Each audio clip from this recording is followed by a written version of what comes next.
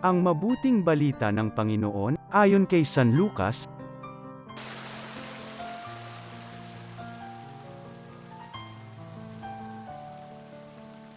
Noong panahong iyon, ang Panginoon ay humirang pa ng 72.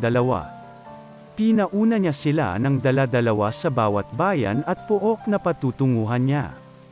Sinabi niya sa kanila, sagana ang aanihin, ngunit kakaunti ang mga manggagawa. Idalangin ninyo sa may-ari na magpadala siya ng mga manggagawa sa kanyang bukirin. Humayo kayo. Sinusugo ko kayong parang mga kordero sa gitna ng mga asong gubat. Huwag kayong magdala ng lokbutan, supot, o panyapak. Huwag na kayong titigil sa daan upang makipagbatian kaninuman. Pagpasok ninyo sa alinmang bahay, sabihin muna ninyo, maghari nawa ang kapayapaan sa bahay na ito.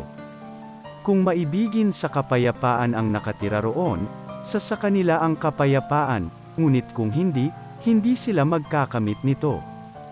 Manatili kayo sa bahay na inyong tinutuluyan, kanin ninyo at inumin ang anumang idulot sa inyo sapagkat ang manggagawa ay may karapatang tumanggap ng kanyang upa. Huwag kayong magpapalipat-lipat ng bahay.